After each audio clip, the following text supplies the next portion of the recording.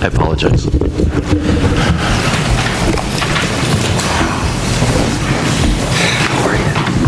Get our recording going here.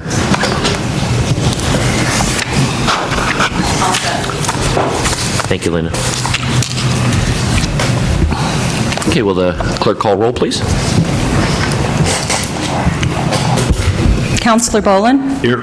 Counselor Grizzle? Here. Counselor Reeskamp? Here. Counselor Elliott? Here. Counselor Fisher? Here. And Counselor Furlow? Here. Thank you. And we'll have approval of the council minutes from April 8th, 2015. Are there any additions or corrections to those minutes? Move for approval. Second. It's been moved and seconded to approve the council minutes from April 8th, 2015. All those in favor say aye. Aye. Those opposed?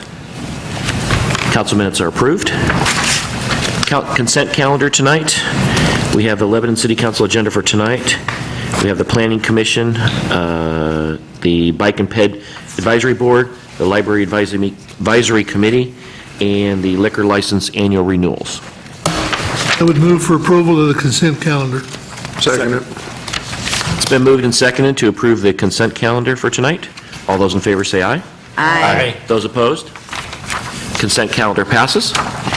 And I have some proclamations to read for tonight. And the first one is the Mental Health Month proclamation.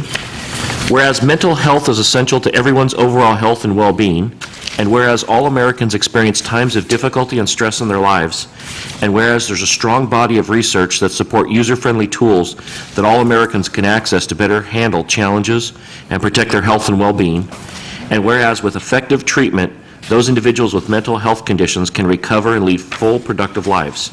And whereas each and every one of us has a responsibility to promote mental wellness and support prevention efforts.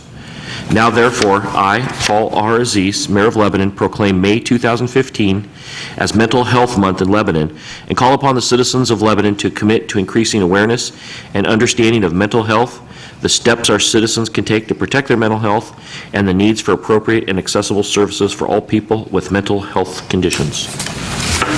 And I have a presentation here that I will give this. This is Catherine Henderson.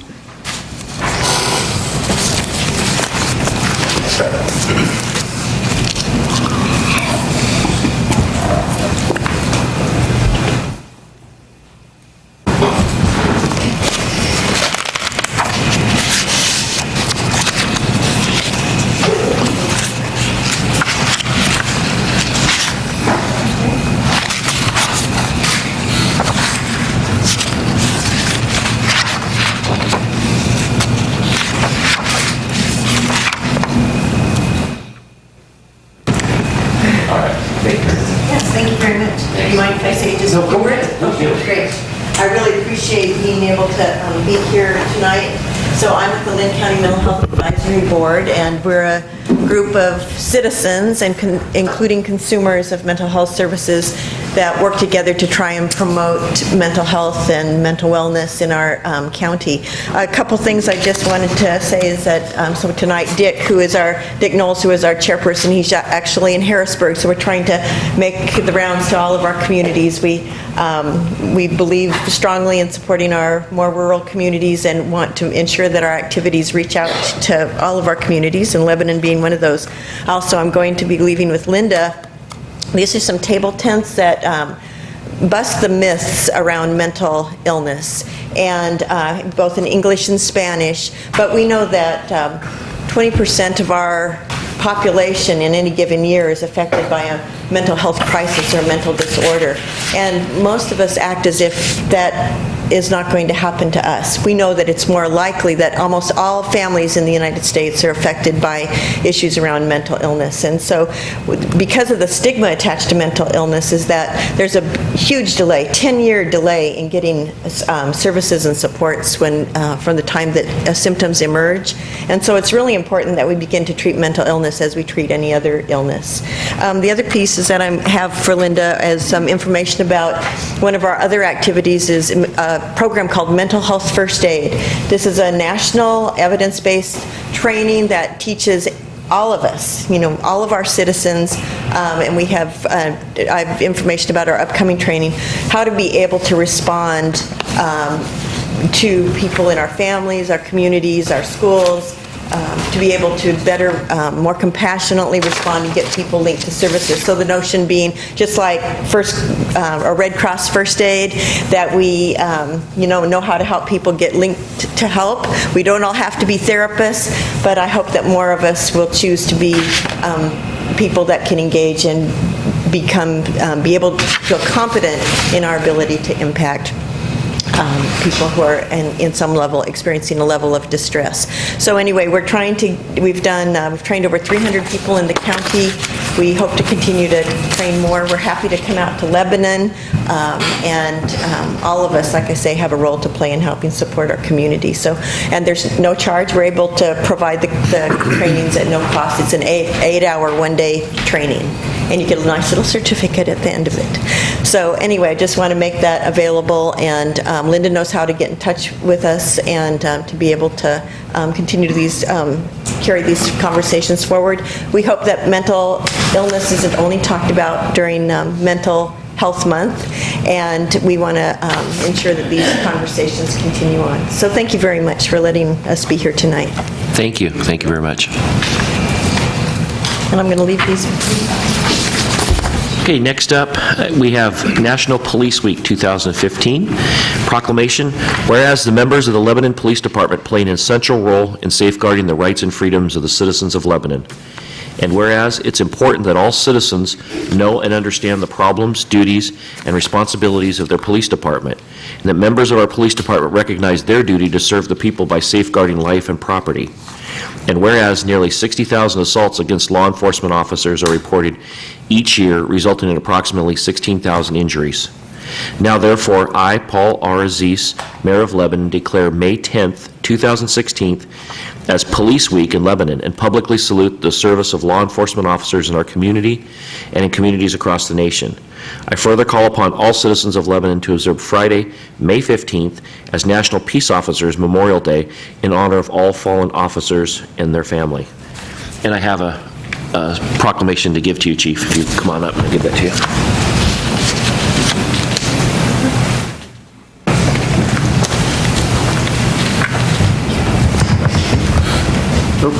Want to get a picture? While we go down. Flag's right there. No, yeah, do it by the flag. I was trying to do it. He really doesn't want me to be in it. Well, I do see that point.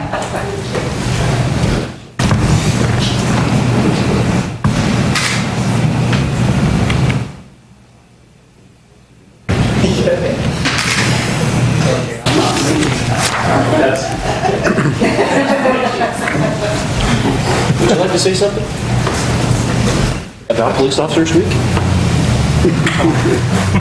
Put you on the spot. I didn't prepare a speech at all. Okay. Well, I just want to thank you and all the officers and the support people that you have for everything you guys do. I know it's got to be tough. It's tough enough being a cop, but being a police officer in this environment with the way things are happening around the country and people targeting officers is very difficult, and we just appreciate your service. I Thank you. appreciate you. Thank you.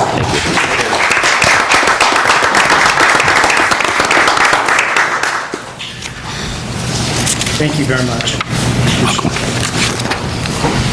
Last but not least is the Strawberry Festival All-Stars Proclamation. This is an important one now. Whereas 2015 marks the 106th anniversary of the Lebanon Strawberry Festival, in which we welcome thousands of visitors to our community. And whereas May 27th, 2015 marks the coronation of the Strawberry Festival Queen. And whereas the Strawberry Festival is a citywide event and recognition of this event is fitting and appropriate. Now, therefore, I, Paul R. Aziz, Mayor of the City of Lebanon, do hereby proclaim June 4th through June 7th the annual Strawberry Festival, a time for fun and frolic. I solicit the cooperation of all members of the community in honoring her queen, her court, and this year's theme of Strawberry All-Stars and the entire festival program. And we have one of the princesses in the audience, Livy. Yeah. So, good luck with that. Yeah, that's right. All right. Yeah, very well done. Okay, and before we move on, I'm just going to throw in, I'm going to indulge myself real quick. Would the youth council members please stand up? We have the mayor's youth council here tonight, and they're helping with the collection of the votes. And if you guys would each introduce yourself. I'm Olivia Haney. I go to Lebanon High School. I'm a senior.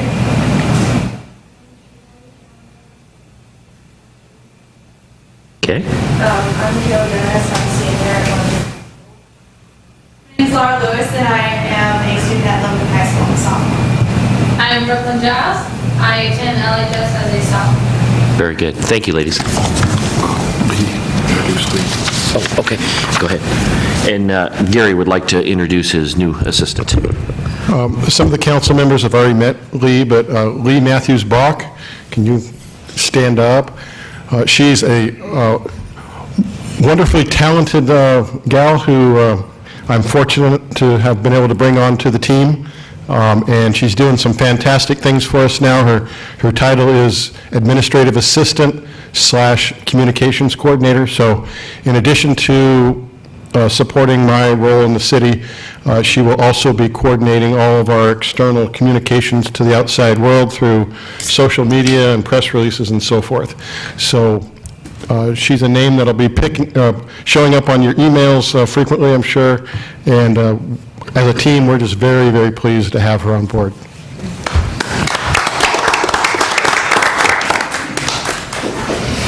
Okay, next up is the public comment section, an opportunity for citizens to comment on items discussed on the earlier joint session or any other city business. This council welcomes all respectful comments regarding the city's business. Citizens may address the council by approaching the microphone, signing in, stating their name and address for the record. Each citizen is provided up to 5 minutes to provide comments to the council. The council may take an additional 2 minutes to respond. City clerk will accept and distribute any written comments at a speaker's request. And it looks like Bill Sullivan is here. Hello, Bill. Well, last meeting, I had enough politicians. I had the late mayor of the Dalles for almost a week, so I didn't need to come down here. But anyway, I'm Bill Sullivan, live in Carolina. And from what you just went through, you people have not learned anything.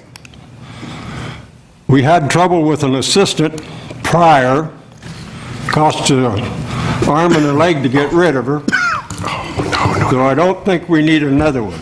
Bill, if I can help you out there, what we were talking about before was an assistant city manager. Lee is an assistant administrative assistant, which is nothing like what you're referring to, which the city had before. There's no comparison. Lee is administrative support. The individual you're talking about from prior history was actually a managerial position. Well, I don't know, a duck's a duck, a rose is a rose, so. And we got a duck and we got a rose. So I still stick to what I just said. You haven't changed my attitude. Well, thank you. Is there anyone else who would like to address the council?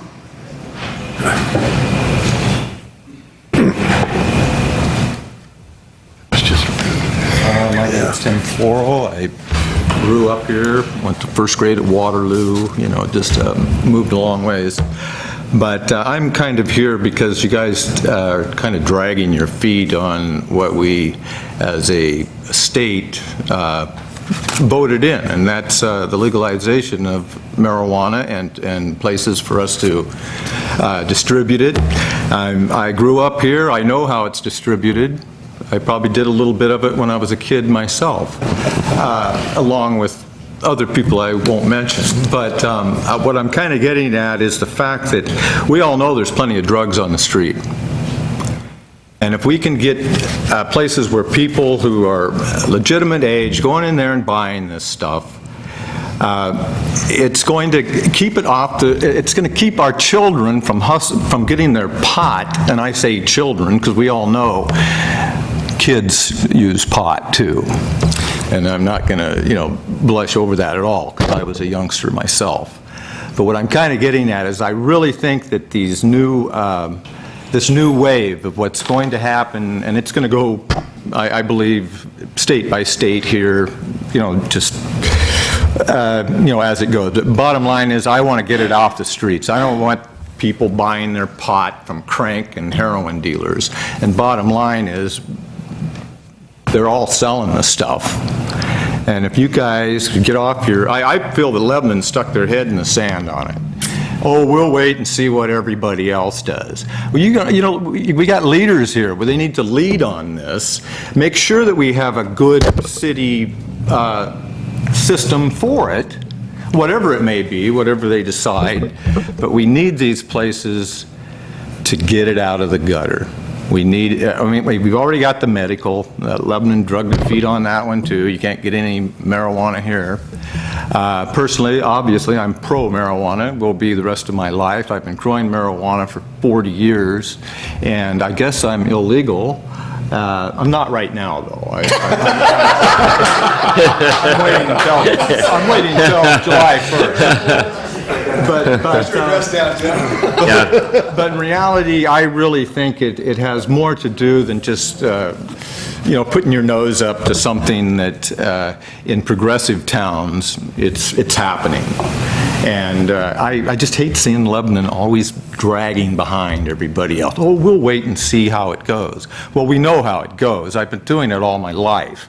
And it's time that we really do have a system where we can have our police officers go in and make sure it's being run properly, or whoever does it, OLCC, whatever. But we've got to start now, because if we wait and wait and wait, you guys are going to be on the back burner, and we really need to move forward. I know that everybody knows what's going on, so let's get off our tufts and do something about it. Let's do something that's respectable. And there's a lot of business that's going to transpire. People think it's just pot smokers. Well, it's not just pot smokers. There's a lot of new things that are going to come onto the market. There's going to be a lot of people experimenting with those drugs to make better drugs for our children. And somebody thinks, oh, marijuana in children. Well, there is a lot of good things happening. And I just think that we just need to start doing something in this town and quit acting like, oh, we can't do it. We might upset the, you know. Well, let's do something that's upsetting and let it move on and see how it progresses instead of going, well, we'll wait and see what happens somewhere else. Anyway, that's really all I have to say. I really do care about our children. I've got grandchildren. I don't want them out there in that same market I've been in all my whole life. I've been in that market my whole life. When I was a youngster, I was a drug addict. I got a damaged liver. A doctor told me, he says, Tim, this is back in the early 70s, he says, Tim, if you drink alcohol, it's going to kill you. You wrecked your liver on drugs. I recommend that you smoke marijuana, and so this is 70-something, Dr. Krakauer, I'll tell you his name, Dr. Krakauer. He says, this marijuana will help you. I was 80-some pounds and really deteriorating. He says that marijuana is going to make you eat, and I held him to it my whole life. So anyway, I just want you to know I'm not a bad guy because I use marijuana. The people out there, there's actually a real good quality group of people that, you know, that aren't just, you know, I hate to have it stereotyped as something dark, because we're trying to bring it out in the light. I personally am not going to have nothing to do with the business. I don't want a pot farm. I don't want any of that stuff, but I think that it's time that it's being used. Let's get it distributed. Thank you for my time. Thank you. Thanks, Tim.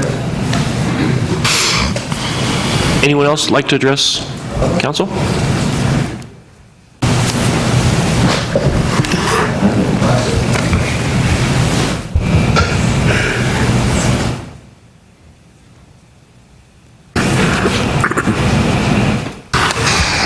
Shelley Garrett and I live in the county of Lebanon, and we just spent the last 2.5 hours talking about Lebanon being a healthy place to live, Lebanon being as drug-free as we could possibly allow it and make it happen. And the citizens of Lynn County have voted against this in general. There have been both sides, but the majority of Lynn County voted against this. I just ask you to consider what we've been talking about and what Lebanon is to you and to this community. And I think that it's a hard decision. I would not want to be in your positions, but I think you need to consider about what you think of this community. And I couldn't disagree more with the gentleman before me. We come from two different backgrounds, and I haven't ever done that.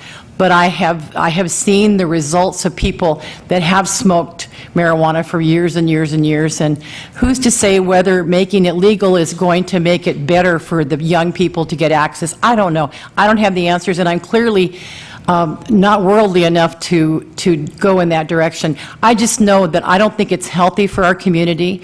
I don't think it's a good rep for our community. And I think even if it takes courage to say no, I don't think you're behind the times and dragging your feet. I think it shows that you're smart and you're strong leaders. And I would hope that you embrace that when you make this tough decision tonight. Thank you.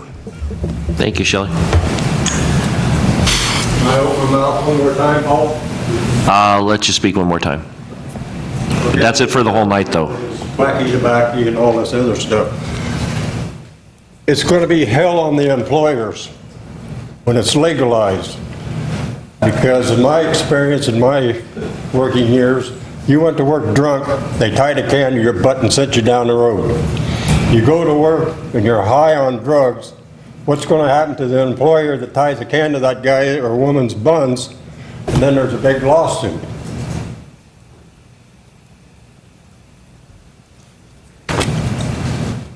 Just one of my, like I said, I'm a retired old fart and I ain't got nothing else to think about, but that bugs the heck out of me. Because I think the employers are going to be stuck with some big lawsuits, and it's going to cost a lot of money to try to get this resolved. Thank you. Anyone else? Go ahead and come forward. Will you sign in your name and address there, please? Sounds great.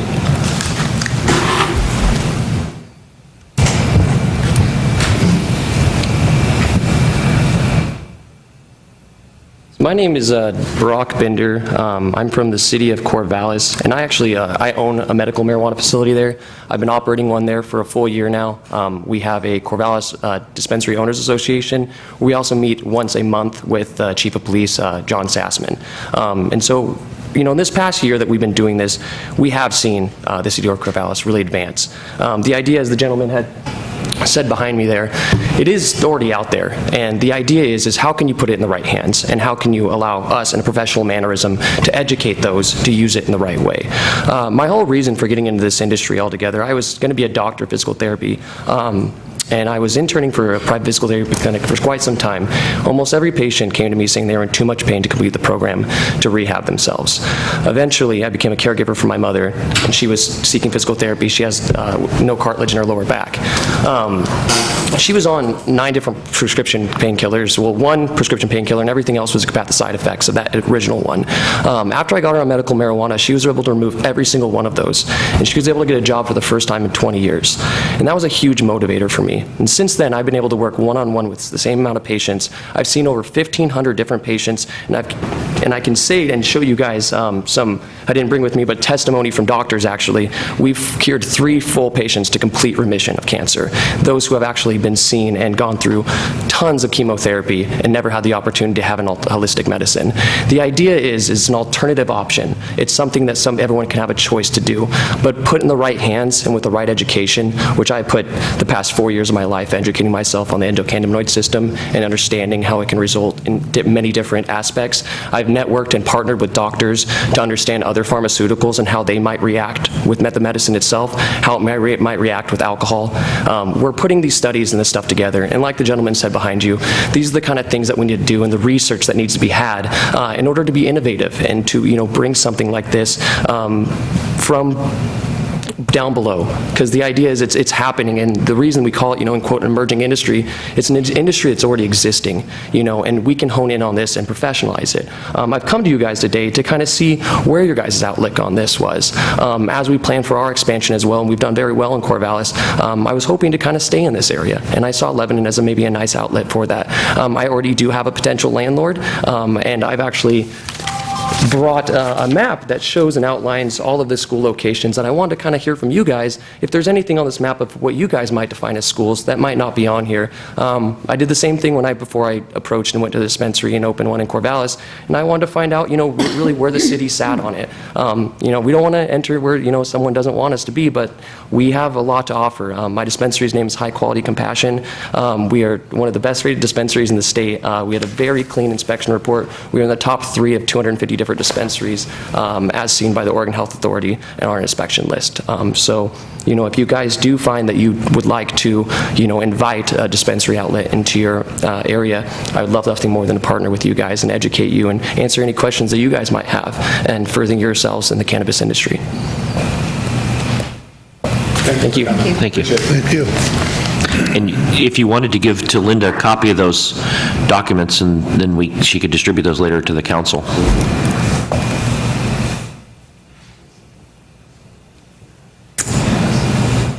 Is there anyone else that would like to speak? And not you, Bill.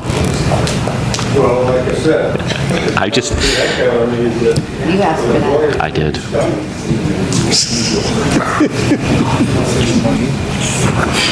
city may be stuck too, some of their employees.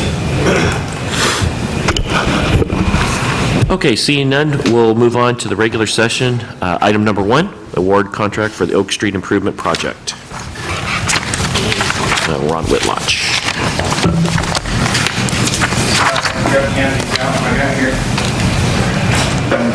Slow and behind the times. How you doing, Ron? Good, how are you, Bob? Pretty good. Thank you, sir. Thank you.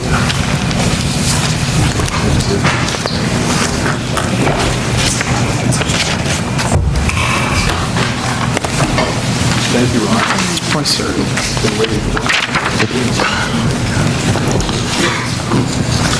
Okay, thank you, Mr. Mayor and City Council. What we have before you here tonight is a recommendation to award the Oak Street project contract to Wildish Construction. We opened the bids on May 5th, 2015. We received 5 bids. You can see kind of where they came in there. The reason we didn't put it in the council packet is there's a 3-day protest period on all of our public contracts. I wanted to make sure that nobody with a contract price that high protested, but nobody did. Everything was legit. They're about 12.5% under what we estimated. We did do a deductive alternate with this project. So originally it was to be funded $1.5 million out of the Northwest URD. You can see that the price came in at about $1,506,000. So we're recommending that we add a couple $100,000 to that out of the STP funds just to ensure, there's a lot of underground that we're going to do, and things always come up with that. And complete the entire project from Williams to Airway. So with that, I can answer any questions.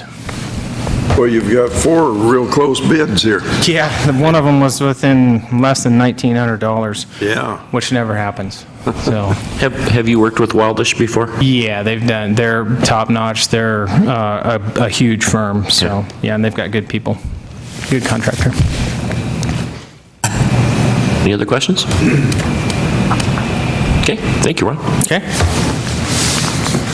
With that, we need a motion for approval of the project? I would move to approve Wildish Construction Company for this project. Second. It's been moved and seconded to award the contract to the Wildish Construction Company. All those in favor say aye. Aye. Those opposed? Good, motion passes. Thank you, Ron. Number 2, loan application for the new water treatment intake project. Ron. Thank you again, Mr. Mayor. What we've got before you here tonight, and Linda has the one packet that we have. I didn't make copies of it because it's hundreds of pages long, as you can imagine, with a loan request this size. So Rob and myself have been working with Infrastructure Funding Authority for the last year to kind of come up with a funding scheme for our water treatment plant, short of just selling a bond and going on the open bond market. And lo and behold, it looks like they've asked us to apply. We went through a couple of different meetings with them, and they've asked us to apply for what I've shown here in my memo, which is $8 million in safe drinking water revolving loan funds and $13 million worth of special public works funds loans. You can see that, there's different payback periods on them. What we're doing here is it has no bearing on whether we actually take the loan or not. We're basically applying for it right now, and we would obviously get final payback terms and interest rates at time when they approved us for that. But to give you an idea, we probably, from the original concept of the water treatment plant, we've added probably $7 million to this project by going to a river intake. Where we're at right now in funding, making the assumptions that we've made here, if we get the $8 million at 1% and we get don't exceed a 4.5% interest rate on the rest, we have adequate funding right now to cover the debt service on that and still maintain a capital at the end of the day. It saves us about $160,000 a year over the life of the loan, which turns into about $5 million with that 1%. Now, that's the good news. The bad news is we may or may not get that. So what we're doing here is applying for it. And hoping, and I think we're eligible up to $8 million, so we've applied for the maximum that we can get there at the 1%. If we're not successful, then we'll have to look at either straight-up bonds or doing the whole thing under Special Public Works Fund. But we'll work through those issues. We're going to remain positive and hope for the best here. So what we're looking for tonight is just an approval from council by motion to allow staff to apply for the loan. And then we would come back once we get the terms, once we get the interest rates and what the final numbers are, and give you that. So with that, I can answer any questions. Is there anything that we can do to enhance our potential scoring on the application? We've done that. That's one of the reasons that we're probably eligible for $8 million at 1%, because they consider us, I can't think of the word for it, not a depressed economy, but Awesome. yeah, well, that too. Yeah, but we do fall into that range of the average economic person, or average person's economic situation falls into a range that's below average here in Lebanon. So that's the reason that you see we're eligible for the $8 million at 1%. So beyond that, we've tried to look at, there's another, you can add green elements to your project, but sometimes the little savings that we were going to get and the little amount more that we were going to get wasn't offset by what the additional cost to do the construction were. So I think we've got the best that we can get out of them at this point. What would be the time frame for the award if we were to get it? Well, there's lots of questions unknown at this time, and those are some of the things that we have questions with as well. So, we're still moving this water treatment plant forward, and it's moving forward at a pretty good pace right now. So, we want to know. I think the award of the project of the money could be fairly quick. My concern is that it's too quick. Because sometimes there's stipulations on how fast you spend the money and so on. So everything's kind of got to marry up, your water rights transfer and your permitting with your environmental and all that stuff and the loan package. So trying to herd that up all at the same time and keep it together. So we'll need to work with the IFA a little bit, but when we did ask those questions, they were pretty positive about it. They've got people on their list that have been awarded money for 5 years that haven't been able to start their project. So the big thing is, as long as we're not being charged interest during that time, and as long as we're not having to make payments during that time, that'd be the things that we're looking at. Have no obligations for it. So. And if they did approve it, there is no obligation to take the loan, correct? Correct. Okay. Yeah. Yep. This is just an application. Unless we got something way better or a big bag of money dropped out of the sky, this is probably as good as we're going to get, I'm thinking, in terms of financing on the open bond market. Dean could probably talk more to that, but just based on the bonds that we've sold over the last few years, I don't see it being any better. Well, this is a no-brainer to me, and I would make a motion to approve the IFA loan application. Second. Oh, hold on one second. I just want to make sure there was no discussion first. Was there any other questions? Okay, go ahead. And Bob has made a motion and seconded to approve the loan application for the Lebanon Water Treatment Plant. All those in favor say aye. Aye. Those opposed? Motion passes. Thank you, All right, Ron. thank you, Mr. Mayor. And Linda has, we do need your signature on one of the sheets. It's just a one signature line item, so, thank you. Thank you.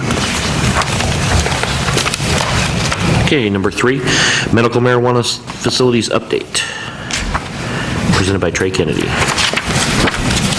Well, what you have before you is simply a resolution that would give direction to the city administration on how to apply their current business license. In other words, we currently have the requirements that any business license not be in violation of federal law. That's the indication that I believe staff has been given in the past. This resolution would simply provide council approval of that direction. Obviously, if that's not the direction the council would like to go in, we would not pass the resolution, and we would look for guidance from the council on how they would like us to address the issue. This is based on currently the only state precedent that we have is a case out of Cave Junction in which the court there, and it's now on appeal, did rule that the city, the locality, has the home rule authority to prohibit the dispensaries and the retail sales of marijuana in their city. Obviously, that's going to get addressed at a higher level, but the court did rule in favor of the city on that case, so that's really the only precedent we have at this point. So basically, we're not changing anything with this resolution because that's the way I believe the city is currently approaching it. But certainly, we want to the city wants to hear what the council has for direction on if that's the direction that the council wants to go and continue going. Mr. Mayor, I have some opinions on this, and if it pleases you, I'd like to take some time to just run through some things, and then I'm happy to debate with everyone else too. A few points here. This is coming. This is July 1's coming, and nothing that we do here tonight, as far as passing this resolution, is going to change what we do because, as Mr. Kennedy said, it is already in our municipal code that it's not legal per our code for us to issue licenses to dispensaries. However, there are things we can do to change that, and I believe that we should change that. I'm not a proponent or an opponent of marijuana, but what I am is a very strong proponent for personal freedoms. I firmly believe in the freedom of choice and the freedom of someone to work without too much government interference in their life and make their own personal choices and do what they want to do with their money, with their business drive, with their bodies. This is a medical issue, as the gentleman who got up and described his issues here. The benefits of medical marijuana are consistently being shown to be proven true and to be proven useful. We have hundreds, if not maybe thousands of people within the Lebanon area that already use it. I see it in my profession. I see a number of patients who are on medical marijuana. I don't feel it is in the best interest of those patients for the city government to force them to travel even further to get the medication that they need. I think that's egregious, and I think it infringes upon their personal freedom to purchase their medication within the area that they live in, they've chosen to live in.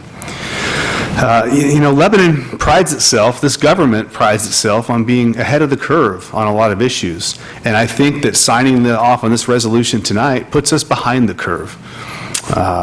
We always want to be progressive and as far as business goes, as far as economic development goes, and yet I feel that we're going to be okay, or some people think it might be okay to just take a back seat with progression on this issue.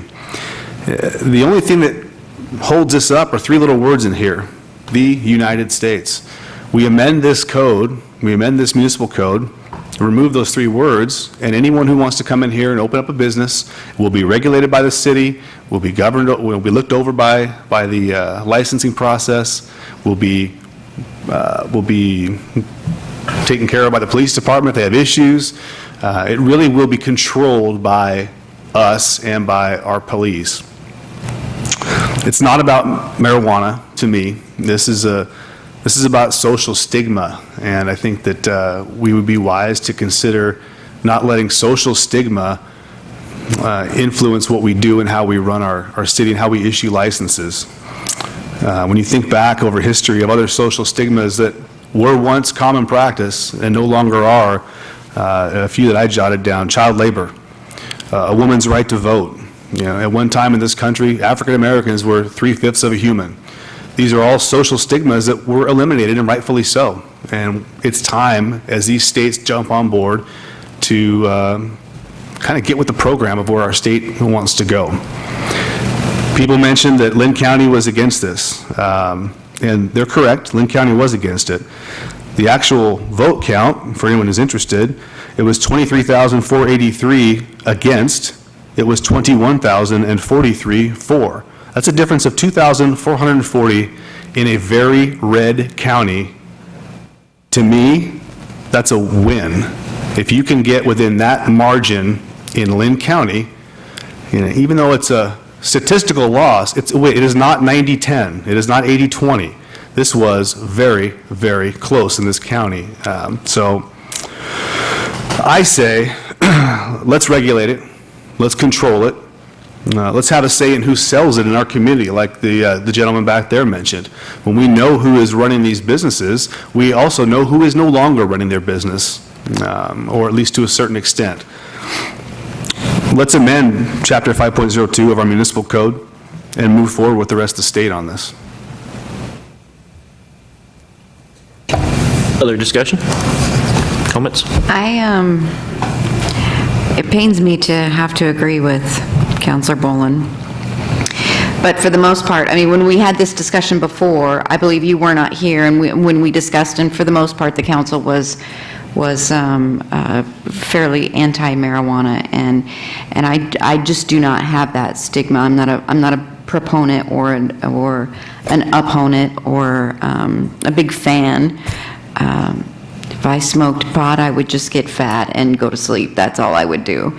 But so I'm not gonna, I have no dog in the fight, but I have no problem with it. But it reminds me of Monmouth. It was Monmouth, our dry city. It reminds me of that, of them being the holdout and what good that did.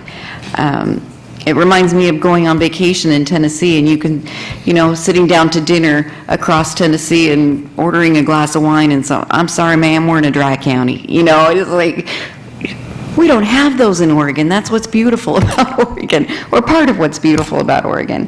And so, I just have no, I have no problem with it. I have a problem with this resolution tonight. I don't, I think there are two discussions. One's about marijuana and its benefits or lack of benefits or those kind of things. The other is about conflicting governments. When I took my oath of office, I swore to uphold the laws of the United States. You did too. What does that mean? And the law of the United States says you don't do this. An example, I'm kind of getting tired of conflicting governments. I'd like for them to sit down and settle some stuff out. I run a company, and so when it comes to hiring people or our drug and alcohol policy, they say, oh, the state says, well, yeah, but I do federal business. And so there's a real conflict of what that means. I have to, at my job site, no matter what we say here today, I've still got to respect the federal government. And it's putting my company in a position to sort out something that government should be doing, and I don't like it. Well, that's sort of what we're doing today, is conflicting with the state has said, the state government's now going to say, okay, and we're going to say pretty much not okay. So we're going to conflict with the state of Oregon. And as far as the federal government goes, they've fairly well said, we're not enforcing this. Yes, it's still on the books. We're not quite ready to reverse that, but they have said they're not enforcing it. They've come to financial institutions and they've said that it's okay to, I can now accept a deposit from because that was a large concern for financial institutions. Since it's a federally illegal, can we open an account for these otherwise legitimate businesses that are dealing in marijuana? And so the federal agencies have now come to us officially and said, yes, we recognize this is happening and that you may accept deposits. I can accept that now, legally. But aren't they just simply ignoring the federal law and suggesting that they're not going to enforce that penalty? Mm-hmm. I agree with Wayne, Or Floyd. or with Floyd completely here. This resolution tonight is not about marijuana. It's about adhering to the law. And Jason, you point out, I think appropriately, some things that have changed in our society over time. And there is a process and a time in which those things were done and in order. And we can't have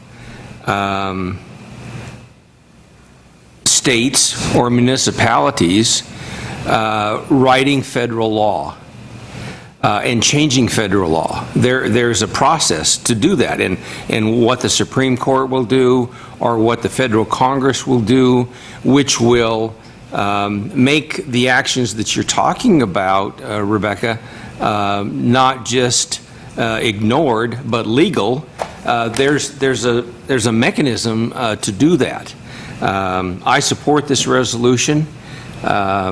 When we discussed this several months ago, I shared with you my concerns about the health issues of marijuana, and that's for another time and another debate. This is about Lebanon adhering to federal law, regardless of what the voters of the state or the voters of Lynn County have done. They cannot change federal law. And we, as an agent of the state and a sub-entity of the federal government, United States of America, we're not part of the federal government, but we're part of this nation.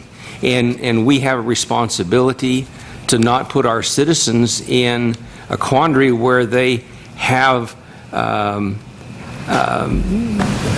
ability to do what they want locally, which puts them in a position of breaking the federal law. There is a time and a situation where this law may be changed, and it may be permissible in the United States for marijuana to be sold legally for recreational and for medical purposes. But neither of those exist today in this country. And they do not exist legally in this state, regardless of the initiative petition that resulted in a favorable ballot measure last election. Councilor Furlow, I'll respectfully disagree with some of your points. We're not agents of the state. We are our own entity here. We are our own city government. We are the policymakers for the city of Lebanon. This is not about federal law. This is about, like I said, 3 words in our municipal code that we have the power to change as a council that hold this to the United States laws. We take that out and we fall in line with 90% of the rest of Oregon or 95% of the rest of Oregon. These cities are beginning to implement this July 1. They're preparing for it. They're going to be ready. And when it does, and it will change federal law eventually, when it does, they'll be moving right along. As far as employment goes, the employers still maintain the right under workplace law to dictate whether or not their employees are able to use marijuana. I work for the Lebanon Fire District, and we just had training 2 days ago. Do you have federal contracts? No, we do not. I do. That's fine. Makes a difference, that's You all I'm saying. personally, but employers in general, if you own a store, or, it's not an issue. You can say, I have a zero tolerance policy. You will not be able to use marijuana if you work here. That's the employer's right. I'll also bring up this nice little document here, our community focus areas and our core values that we just all got warm and fuzzy on. And right here under inclusivity, it says, Lebanon embraces all community members and is compassionate towards the needs of the people. To me, this is compassion towards the needs of the people. This is not just about recreational use. This is not, the days of Cheech and Chong are long gone. This is not a couple of bong-toting hippies smoking marijuana. These are people that use it medicinally. They have a right, they should have a right to have it within their own city to go get it. I know they have the right to grow it, but his 80-year-old grandmother isn't going to get off of her deathbed to go work in her garden and grow her pot plant for 6 months so she can use marijuana. I just feel that this is about personal liberty. And who better than local government to stand up for the personal liberties of the citizens who live here and to go with the vote of the state that you live within and say, yes, we will regulate this. All we're going to do is regulate it. Do you think no one's going to use marijuana because we say no? The marijuana will continue to be sold here on our streets. It will continue to be a criminal element for the police to deal with. It will continue to be problems with our schools, with our children. This will at least alleviate some of that, in my opinion. If it's regulated like alcohol, if it's controlled like alcohol, if it's taxed like alcohol, then you as a citizen of the United States and a resident of the state of Oregon have the personal freedom to either step into that shop or not. It's your freedom. I think that's all people want. They want freedom. Any other counselors like to? That's a big if, Jason. I'm a little bit on the fence towards the medical marijuana, but I have to agree completely with Floyd and Robert, and I will vote for the resolution. Wayne, did you have any comments? Yes. I think everyone on both sides of the issue make very valid comments and statements. I've struggled with, what direction I, as an elected official, should take on this resolution. And, I am going to support the resolution based on the fact that our U.S. government says that it's not legal at this point in time. Right. I concur that I think the citizens of this community should have an outlet and a process for their medical and recreational needs in a organized fashion. It's unfortunate that we haven't had enough leadership at the national level and the state level to see that that happens. We can lead it right here, Wayne. We can. I just have a really difficult time if it's not a legalized thing that can be done per the United States government, Jason.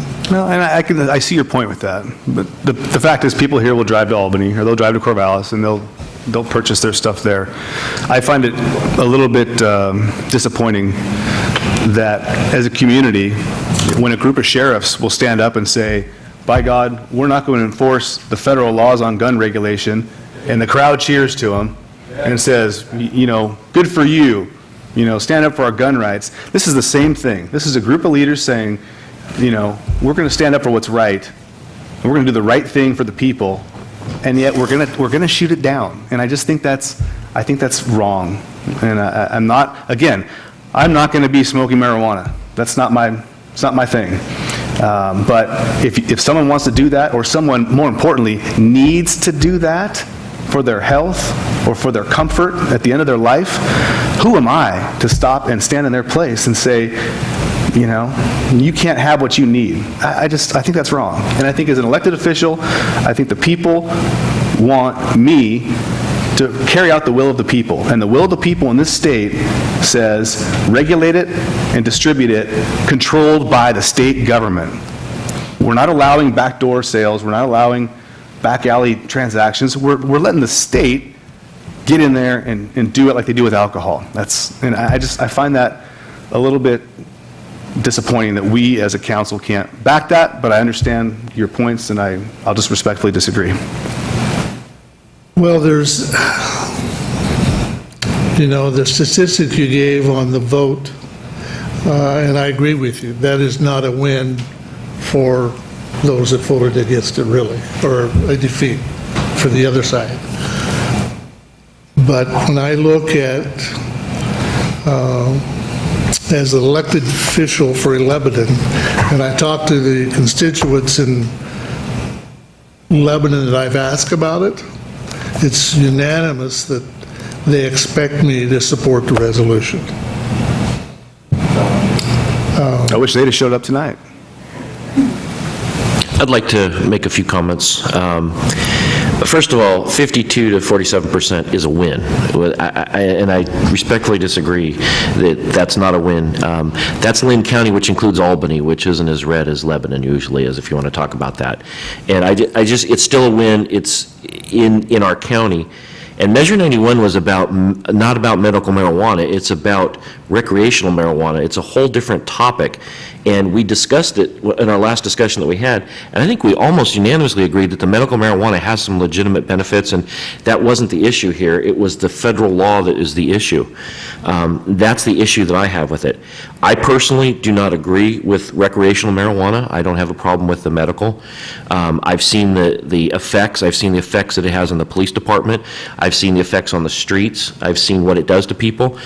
People joke about it and saying, what's somebody going to just, kind of laugh and giggle about how, they need more chips or whatever. And that's not the way it is. And I've had 3 calls today by people that completely support this resolution. Out of the blue, I've had no negative calls. I've only had positive calls. On Facebook, of course, there's a lot of people that are flaming about how that they're against the resolution. But I've actually had people that took the time to call me to say they saw the article and said that they were in favor of it. And I'm like Wayne, where I've talked to a lot of other people that have said the same thing in Lebanon, that they do not want it in our community. And so that's my feeling on it. And any other discussion, I'll be more than open to hear. I had a lot of support, not support for this, but I guess that's who you talk to. As did I.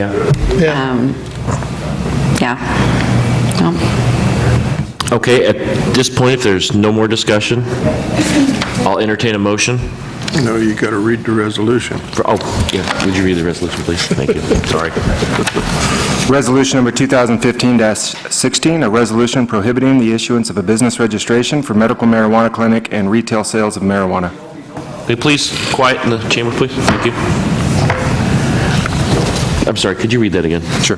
Resolution number 2015-16, a resolution prohibiting the issuance of a business registration for medical marijuana clinic and retail sales of marijuana. I move for the adoption of the resolution. I'll second it.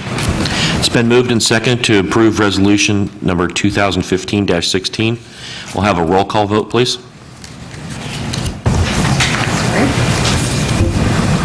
Counselor Fisher? Yes. Counselor Furlow? Yes. Counselor Elliott? Yes. Counselor Bolin? No. Counselor Grizzle? No. And Counselor Reese-Camp? Yes. Okay, with that, the yeses win. The resolution is passed.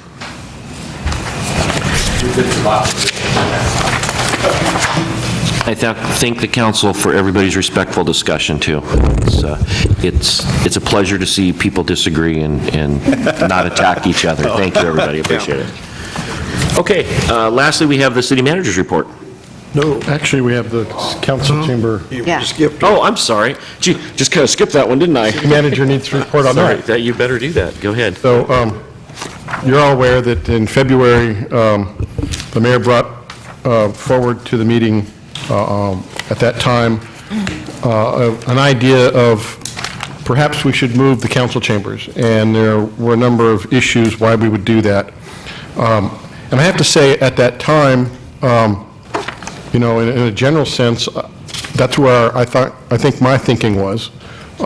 There's plenty about the facility we're in that make it not a really great place for a public meeting like this. And I think in the long run, we do need to do something different than what we have at the present.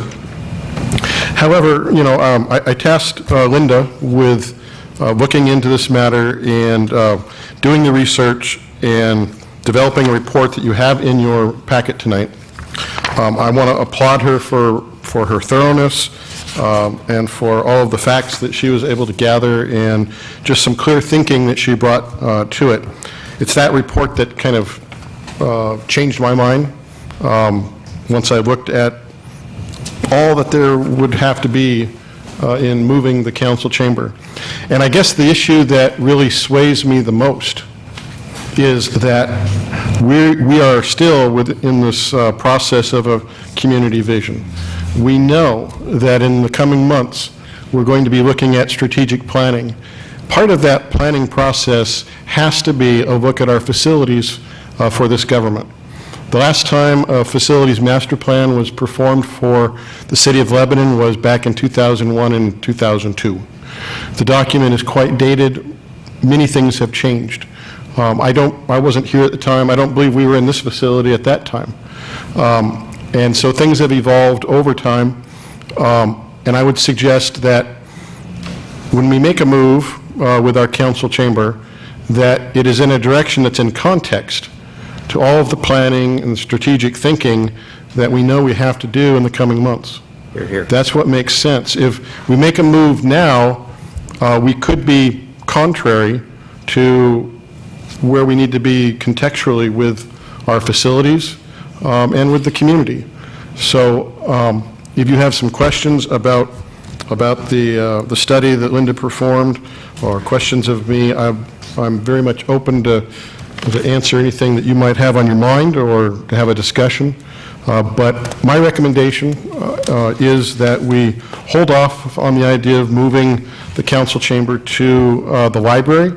And to do that, not saying we're going to ignore this issue, but that we want to do it the right way. We want to make sure it makes sense, that we're spending precious dollars in the most efficient way, and we do it once and we do it right. So there are plenty of issues with our facilities. This is one of them. Let's do it in a holistic, contextual way. Linda, thank you for the job that you did on this, and I agree with you. And since I'm the one that brought it up, I will say that I completely agree that we should not make this move at this point. We need to do it more planned and thought out. The idea of maybe just making some of the improvements like we've talked about in here, I think would maybe helping some of the lighting and some of those other issues. But I'm in agreement, and I don't even, at this point, I don't need to even discuss it any further. For me, I'm fine. And I think that the no move at this point, and actually thinking about it, and that's our whole process of going through this vision process, is just trying to figure out what we want to do down the road. And to just move somewhere willy-nilly at this point is not appropriate. I agree, as long as... I agree. As long as the a comprehensive, facilities comprehensive plan is en route, it seems like putting the cart before the horse. Robert? Yeah, and I agree wholeheartedly. I think the report is an excellent piece of work, and I would just suggest that we attempt to address any short-term workarounds that may be necessary. I mean, if there are some low-hanging fruit that we can identify where resources exist within the budget that are going to enhance the livability while we're here in this facility without being cost prohibitive, I think we should look at those. I do have some funds for maintenance for this building. in the proposed budget. There has been some discussion that the lights, once you are in this facility for a number of hours, can have a detrimental effect on how you feel and headaches, and I've heard that from a number of people. So I would think that, the lighting is something that we probably should address. Even if we go through the process, and we will, of the facilities master plan, there's still some time between now and when a move may happen. I'm going to guess it's years off at this point. So there probably should be some things done in this facility. Right, and there may be something with respect to soundproofing or sound enhancement. I mean, Bob has brought our attention to that as an issue. So both for our members as well as for the public that attend. Audio is a very big issue in this facility. Depending on where you sit in the room, you can either hear really well or you can be in a dead zone. I sit in a dead zone right here. I know some of you are very close to me and you don't. But I know that when I get up to do a presentation over here where the public usually sits, I can really hear much better than if I'm sitting right here. Yes. I don't know what it is, but there's something weird about the acoustics in here, or something about the system we have that makes it so we have these zones. Another thing that we talked about this facility, is I would like to see another projector that projects something off to one side, so we have a dual projector system, so that the front of the table can see and doesn't have to turn around, because it's very inconvenient. And it's not a big expense to put another projector in, so I think that would be another little thing that we could do, just so that it just make it easier, because we all have to leave and go to the other end, and the audience can see this way and we can see that way. And maybe some soundboards, there's some low-cost maintenance kinds of things that I've seen. Part of the thing, when they did do the renovation in here, is to make it historically accurate, and that was why these lights that aren't very cool were done, and also the reason there is no insulation in here. And it's an unfortunate thing, but I think that's one of the historical things that I don't know how much we could do. But we could, and the work you did will go forward, so at least we know what it would cost if we want to move it at some point. So, thank you. But I think that historical deal with the lights, we may run into a problem there because of the grant that was given. I think that was more, if I remember, I think that was more of a personal preference of people who were railroad aficionados that wanted it to look better. I don't think it was... They're actually outdoor lights. Okay, yeah, so this would not be historical then. The fact is, these are not authentic. I think the light fixtures and outside in here would have to be authentic, but I think it's the bulbs maybe that I think they wanted for some reason. I don't know. They drive my eyes crazy. Horrible. They are horrible. Anything else on that? Okay. Now city manager can have his report. Well, I don't know if you've all been up the south end of town, but as you come into town on Highway 20 from the direction of Sweet Home, our entry sign for the city now has an addition to it. It says the city that Friendliness built. That was installed on Tuesday, I believe it was, so if you haven't had a chance to go out and look at that, go check that out. As far as my report, it's in the packet here. I've been, of course, heavily involved in the whole visioning project. I'm very pleased how that is coming together. There's a lot of cohesiveness just from the discussion you saw here tonight. With the other groups I've interacted with, the same thing. So I have confidence that the document that the council will be looking at the next meeting, it's already that close, at the next meeting in June, is going to be something that truly represents the vision of this community of Lebanon. So I'm thrilled about that.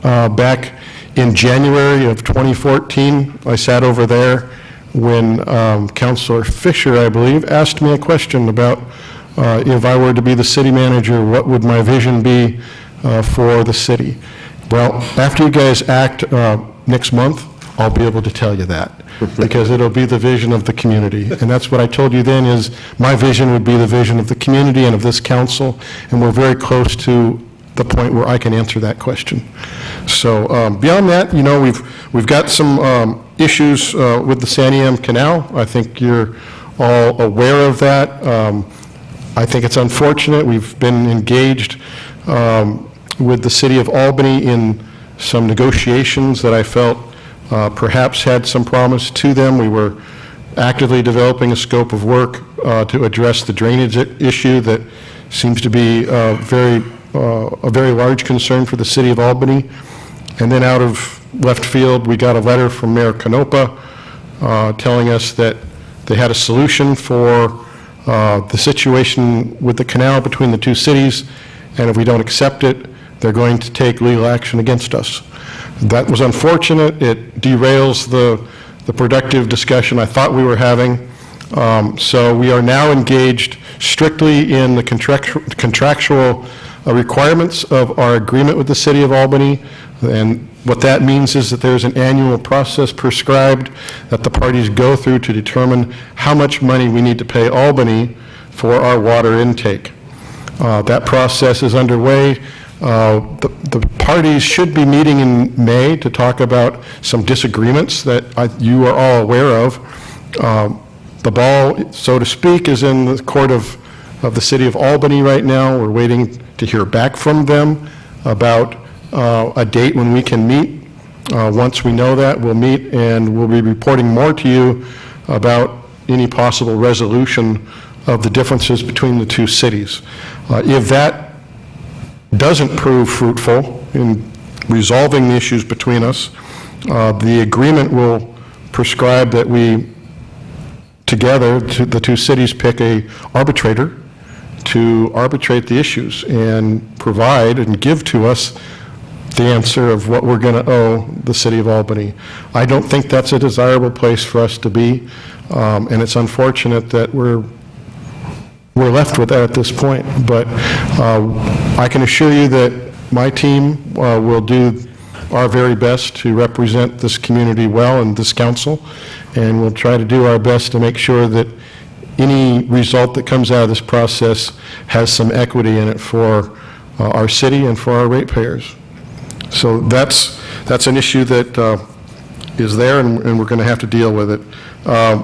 We have some exciting projects going forward right now with Mural Park, with a community garden. I've detailed those in my report, and that's kind of the best parts of my report for tonight. And I thank you. If you have any questions, I'll try to respond to those.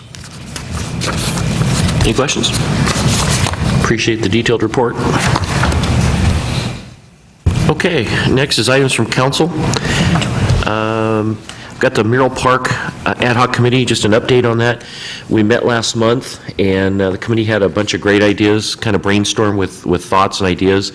The committee, when they put together a recommendation and come back to council, would like to rename the park Strawberry Park. It was a very unanimous, it was very exciting kind of a thing, kind of a energizing meeting. And then the Jason and staff and Gary got together with a designer, is it a landscape designer, architect? Landscape architect. And tomorrow we'll be reviewing a preliminary, just kind of a rough idea of some of the ideas we put together. And then my goal is to have another meeting in the next couple of weeks, next week or so, with the committee again, showing them what's come up and hopefully coming back with you with some recommendations soon. So I'm really excited about that. And then we have 2 budget committee members needed for Ward 1.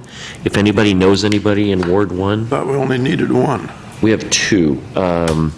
Is it? At the end of this year, we'll have another one. Someone's going to be leaving. Is that that's a different ward though, right? No, that's the other. That's the other second one? Okay. They'll be leaving at the end of this. Okay, that was Adam. I think it was. At the end of this year? Adam told me at the end of the budget meeting, he'll be moving out of town sometime in the next couple of months. Okay, so that's the second one then. So we do need 2. And he was very good, actually. He was really, asked a lot of great questions, so he was really helpful. So we need to find another one, and that was the same district at 1. I don't know what it is about 1. I'm 2. Oh, okay, all right. I was just checking. We're going to take personal umbrage against that. Wayne and I will see you after a meeting. All right. Well, and we'll put in advertisements for that and put it on our Facebook page and get that out to the community. Any other items from council? Yes? I would just like to follow up on one of the proclamations that was made earlier tonight about the mental health first aid. I've worked with that program for a number of years, was instrumental probably 6 or so years ago in helping write the state's disaster mental health plan. I've helped at the national level and at the state level respond to flood disasters and other kinds of disaster situations. And one of the things that we found consistently that was a problem in the resiliency and the recovery of a community were the challenges in and around people and their response to that crisis scenario. And one of the things that the mental health community went to work and identified a number of years ago is how easy it is to learn that process about mental health first aid, similar to Red Cross first aid, and the kinds of things that we can do to help our family members and people who are impacted by a disaster. So I'd really like to encourage as much participation in that kind of a training program as possible. I would encourage the staff from our police department, as many of them are as available, to get into that kind of a program over time. It's just a tremendous thing, not only for response to the typical day-to-day citizen scenarios, but in times of disaster. It's just, there are not enough people in the first 72 hours to respond to get to a crisis, and you have to respond locally to those kinds of things, and you've got to have enough hands on deck to be able to do that, and that comes with training. Comes from many years of experience. Thank you. Anything else from councilors? I'd like to mention we need to do the city manager's one-year review. And so I'll work with Linda. We'll get that organized in the next month, and we'll have that for our next meeting. I'd like to get that taken care of. And there's a couple little things that I've talked to Gary about that we'd like to tweak in his contract, so we can talk about those too. Very, very minor things. Well, change.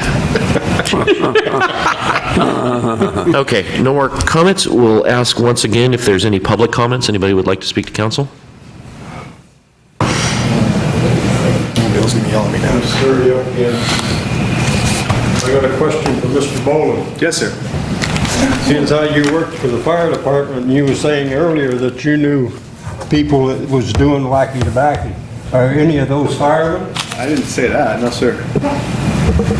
I said I know patients who use it. Patients that we transport on the ambulance. Oh, I misunderstood you. I thought maybe there was somebody in the fire department that was... Absolutely not. What you were intended on doing on that, if there was. It violates our fire department policy, and I would expect our administration to handle it accordingly. No, I misunderstood you. I thought maybe that there was somebody that in the department that was doing it. Not to my knowledge. Well, I hate to do it, but I'll apologize to you. That's 2 times. Yeah. Thank you, Bill. Don't we have Anyone else? Items from the press. Do you have any questions?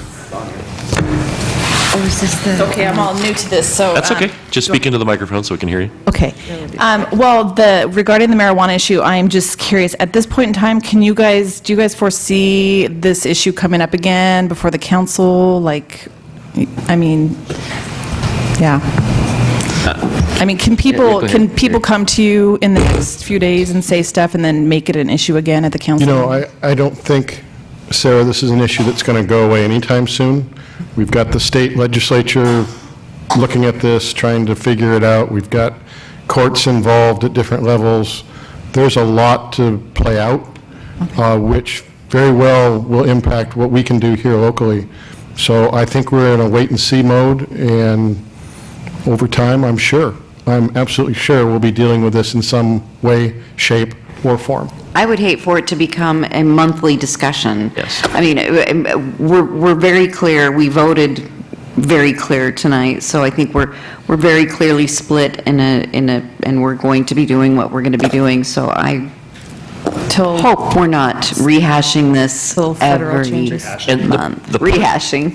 The part that I think is the hardest about this is that the law was written really poorly, and then the legislature has not enacted it or has not written rules that we can actually look at and go, oh, that makes sense, or we can do this, or we can't do that.